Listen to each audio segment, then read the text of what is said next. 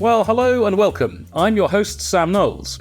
Now, I think it's fair to say that one of the markets that's become the most complex and perhaps the least transparent in the digital age has been the global advertising market. The market was described in 2016 by Marc Pritchard. Pritchard is the Chief Brand Officer of Procter & Gamble, still to this day, and P&G are both the world's biggest consumer goods business and the world's highest spending advertiser. And Pritchard described the market as murky at best and fraudulent at worst at a big conference in Florida. Now, joining us today is a man determined to bring balance back to the force of the market. Stijn Gimbrère is the founder of Amsterdam-based business Media Futures Market. Media Futures Market is an innovative platform that directly connects buyers, that's brands and their agencies, with high-quality media owners and publishers selling advertising inventory. And in a market that for too long has been weighted against advertisers, whose budgets frankly fund every link in the chain, it's Media Futures Market to bring information symmetry and parity to this marketplace. Now, before founding his current venture in June 2020, Stijn cut his teeth at the Dutch media network RTL Nederland before holding a variety of strategy and corporate development roles at the advertising platform SpotX. Stijn identified the gap in the market for this new venture while on a round-the-world trip with his wife just pre-pandemic. Good timing. Stijn, it's an absolute pleasure to have you here today. Welcome to Data Malarkey. Thank you, Sam. It's a pleasure to be here. Now, I trust that's a good summary of who you are and what you do. Is there anything that you'd like to add? Anything that I've got wrong? No, I think it sums it up. Let's dive in the podcast. I'm really looking forward. Very good. Okay, now listen, before we get down and dirty with data and talk about what you do, let's go a little bit kind of round the corners, round behind the CV and the resume. Let me ask you a question that's designed to get to the heart of you, not necessarily your day job. You can tell us about the day job if you want. Mm-hmm. But tell me, Stijn, how do you spend your time? I have a little daughter, so that takes up a lot of time, which I really love. Next to that, I love cycling. We just had the tour through Flanders, so I'm also watching that a lot. And most of the time I'm working or ideating new ways of doing business. That's also kind of a hobby of me, and also listening a lot of podcasts from entrepreneurs or people who've done remarkable stuff or lightened things out of an industry which I've never heard of. So that's also a hobby of me and where I spend time on. Very good. I want to actually just ask you a question about the cycling. Not the first thing that crossed my mind when you mentioned that was that the Netherlands is not a particularly hilly place, but I suppose that means you can go very fast. But I wanted to ask whether, when you're out cycling, is that a time that you find that to be productive for ideating? Cycling, but also walking, and then listening to podcasts, pausing them, overthink things you've heard in the podcast, and then turn back to the podcast. So I think walking is maybe even better because on when you're cycling in the Netherlands, we have so much crossroads. You have to watch out all the time, so you don't have really enough time to go in the deep into the deep stuff of a lot of issues or items. So walking is even better. Yeah, completely understand. Now let's focus on your day-to-day work, on the work that you're doing, building what is well beyond a minimum viable platform, building the platform that is Media Futures Market. Can you tell us, please, what role data plays in your day-to-day work? Yeah, so I've thought about it, of course, a lot. What are we doing with the data we get from our customers? So a really brief introduction. So it's a platform, digital platform, which enables buyers and sellers of media, of course, you've already mentioned. But that also means that we see login data, we see activity data, we see what sticks. what keeps them in the platform and what doesn't. We see the engagement, we can see purchasing data, we can see churn data. So everything you have within a digital platform or a SaaS product is available in our platform. And we've built that from the beginning into the platform to have our own kind of Google Analytics between So because that's very handy. Everyone with a website knows that Google Analytics can help you see where your customers are from, how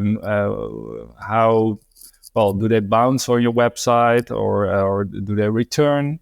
Super important to also build your product even further and know which direction works for your clients, what they love, what they don't love, and in that way, you can easily, or more easy than without data, know what your clients are up to, because they don't always tell you the truth, but the data is almost always telling you the truth.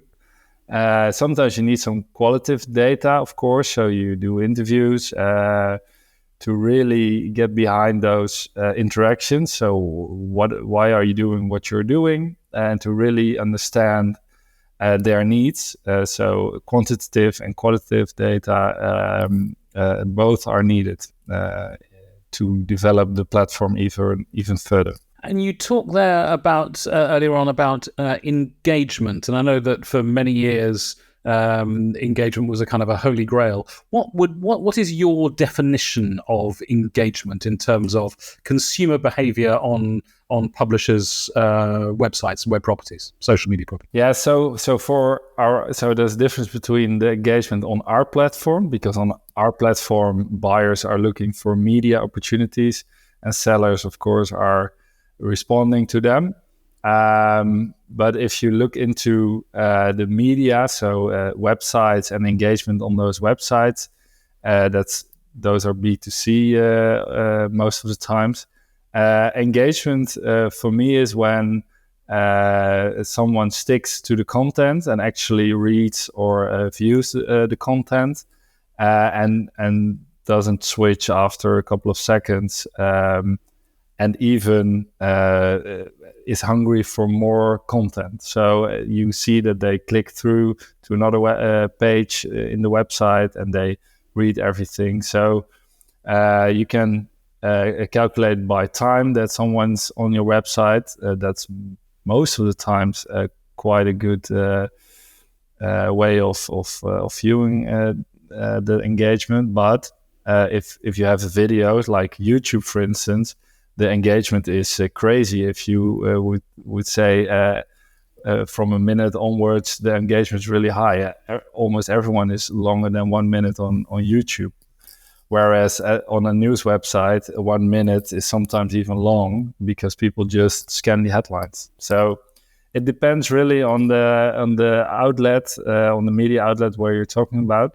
But it's super, super important also, of course, for the streaming platforms. We now know they are all going all in on the engagement part, because they know scientifically that people stay long enough with that product, the chance that they will churn their product is getting lower and lower. So that's kind of applying science to your product strategy. And it clearly is the battle for attention. I mean, there's no way that anyone can take an action, a buying decision, a decision to support what you stand for, unless you have captured their attention. And candidly, half a second for half the screen is not really attention and action. Tell us a little bit more about the different types of data, the way that you collect data and the type of data that you use for your platform. Yeah, so the data we get is like we get the numbers of accounts who will join our platform, of course. Then they go into an onboarding flow, and through that onboarding, after that, you want to make them active participants on the platform. So we do everything in our capacity to get them engaged. So we also use newsletters. We send them the right content they need. We walk them through the platform, and after that, so that's the customer success part. Then we'll see, and then we'll analyze what they will do on the platform. Will they return? So we can obviously see per account. So we have advertisers, agencies, and media owners.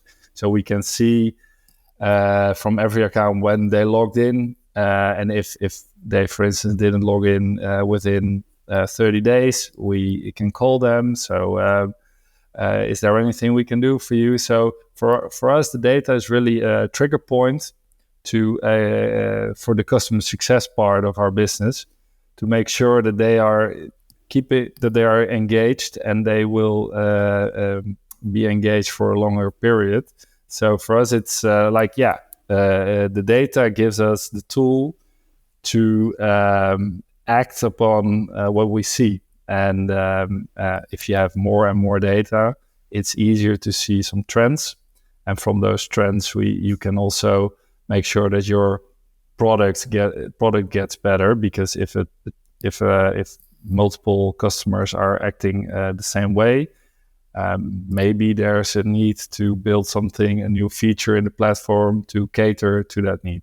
So that's kind of the practical way we are using it. But also, for instance, to show investors our numbers. So we can also use those numbers to show them who is using our platform, when did they join, what is their first response, do they stay 3 months after they joined, are they still active, what should we do, stuff like that. So in multiple ways we use data to activate or to analyze our customer base and to grow it. What I think is interesting is that, I mean, clearly you're a digitally native business. You were born in, or the idea came to you in 2020. You exist online, but you're talking about using a whole variety. I know it's artificial to talk about analog and digital media, but you're using a whole variety of tools and techniques. You're using the data to inform how if people are getting stuck with your platform, or if they get to a certain point and you need them to change. But you're kind of talking about picking up the phone. Now, you're using the whole variety of different tools that are available to you. Is it fair to say that your platform is focused just on digital media, or are you looking at all media that's available? It really doesn't matter. So in the end, almost every media will become digital, from TV to out of home. You already see that a lot of those media channels are getting into digital. But for us, it's just media. It doesn't matter if it's online or offline. It's just reaching the right customers at the right time. Absolutely. No, I completely get that. Now, what challenges do you face in making sure that data is useful and usable for you and for your customers using the platform? I mean, for example, ensuring it's clean or it's intact or usable. Are those the type of challenges that you face? Or is it that it's lots of different types of data that you're having to harmonize and bring into one place? Maybe both. Yeah, so for us, the challenge is actually, because it's a B2B platform, that you don't have hundreds of thousands of data points. So, of course, we get hundreds and even thousands of data points, but even then, is it safe to say that sometimes some trends, is it safe to say that we should act upon it, or should we wait until we have a little bit more data? So in a B2B setting, it's, I think, at least for us, it's a challenge to draw conclusions based upon, a lot less data than when you have a B2C platform, which makes that, I think, quite easier than in our case, because a customer is, everyone can spend in an e-commerce shop, I think, £100 or €1.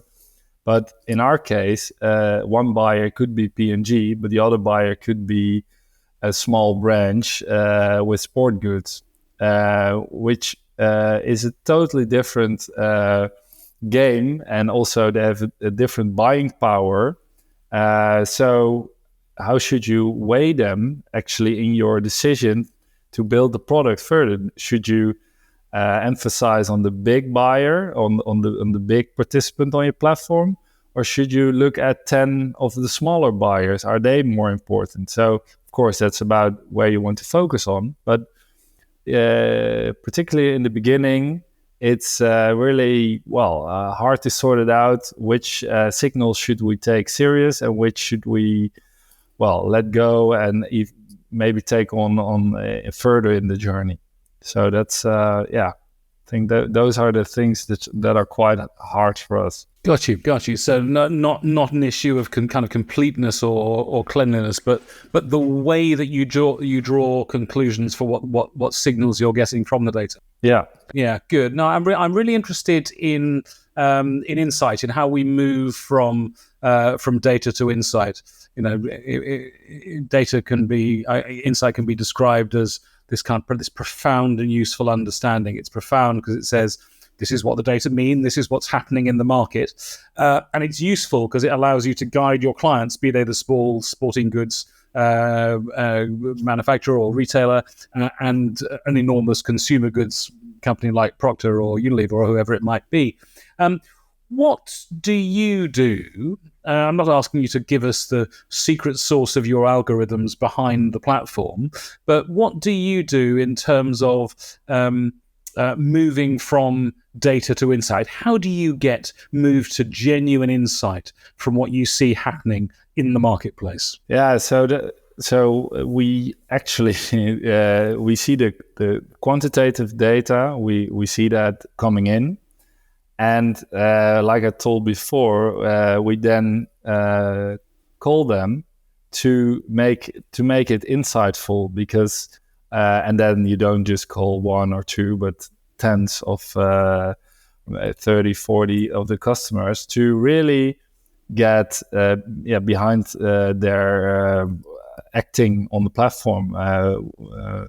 Why are you active every day, or why are you active every week? What struck you on the platform? Of course, we can see it in the data, what they are looking at, but to really understand, and I think every platform does it, they all test and then have to talk to the focus groups, and we do that as well, but then in a B2B environment. So we really try to understand their behavior, and then you go from just data. So someone logged in 5 times in February to, in February we logged in because then we were working on a new campaign for a launch of this product. Of course, you could have seen that in their search history, and we see that. But you really want to understand why do they choose for our platform, and how can we help them in the future to even cater them in their needs even more than what we already do. Now, it sounds to me as though your clientele, your customers, are going to be quite tech savvy. They're going to be quite data savvy. They'll probably have quite a high tolerance for data.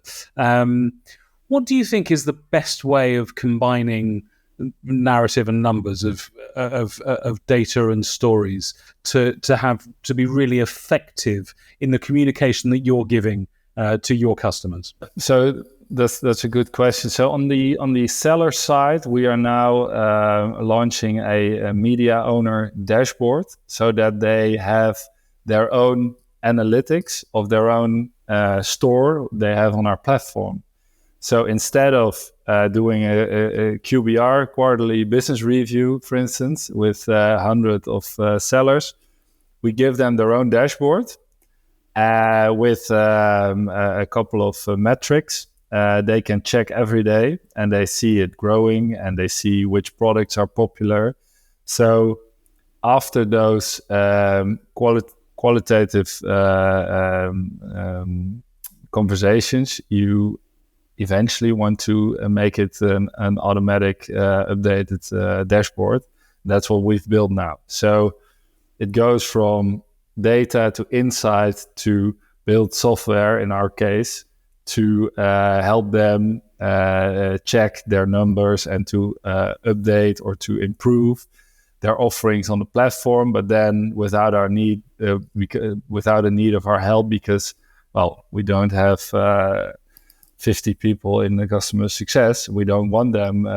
We don't want that much people. We want to have a scalable platform. I think everyone talks these days about scale or scalable, but in our case, we tested that so intense with all those customers to eventually come to a dashboard which really helps them to understand which products are popular, which are less popular and should change a bit, or the price should change, or the way they describe their products. And that will eventually help sellers, but also buyers, to make better decisions of which product helps them in their next campaign, or which product helps the seller to get more revenue.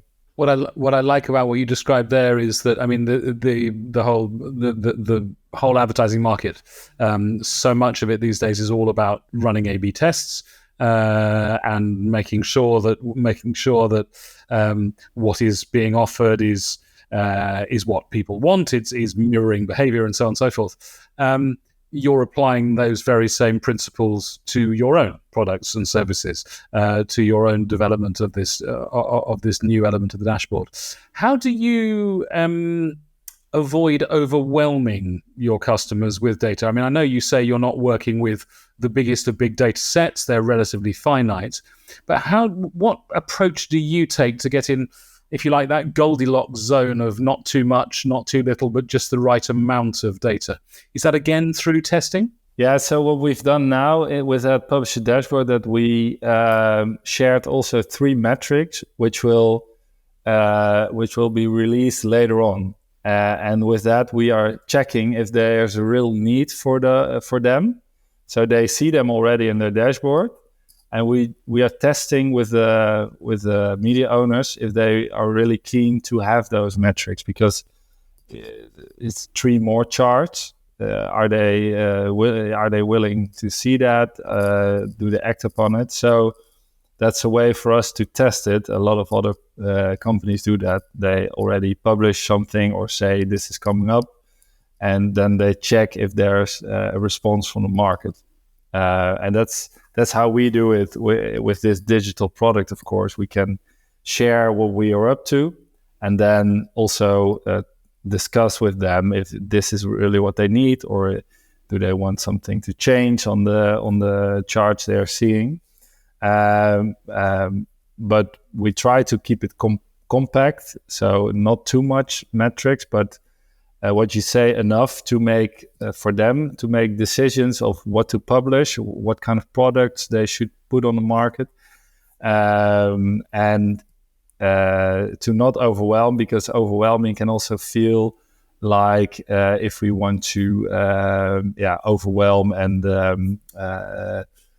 make them insecure about, okay, what am I looking at, and am I doing anything wrong? So people can, like you say, if you're overwhelmed, then you are not using the data. That's also, I think, very logical, but I think it's often done. A lot of data scientists, they make great dashboards or like huge presentations, and then the CEO only takes out one of the chart and says, well, this is the one metric that matters. That's also, of course, famous. So what are you steering at? One metric that matters for your business, and not 20 or 40. You don't need them, or at least you don't act on 40 charts. It's like 5, and then they help the one metric that matters to push forward. We subscribe in the part of our business where we're building and scaling online training.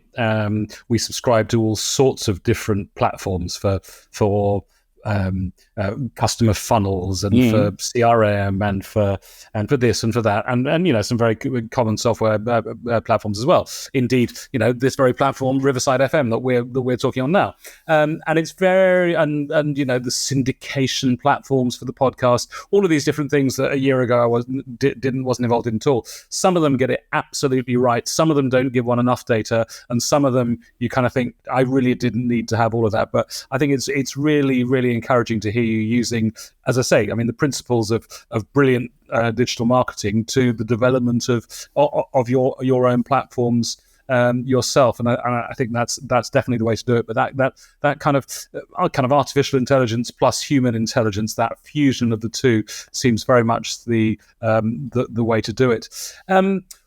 What's the worst example of a misuse of data that you've observed in your career, either in the public domain, a famous hack, or maybe you've got a story or a confession you'd like to give us on Data Malarkey about the misuse of data you may have observed? Yeah, so I've worked for RTL and for SpotX, both in media, of course. But SpotX was one of the biggest programmatic ecosystems for video, and what I've seen over there was not always very nice. It was also a business which started and had to clean out also the bad players, but with skill and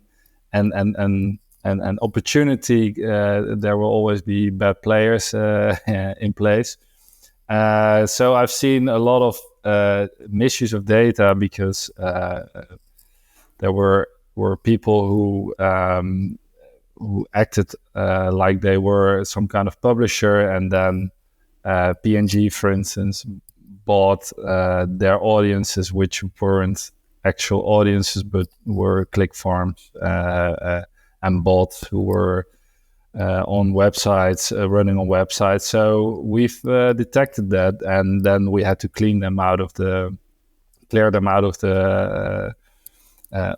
company, of the platform. But I think that's always the case if people smell money, and they will step in and make sure they make money, not always from a legit standpoint, but.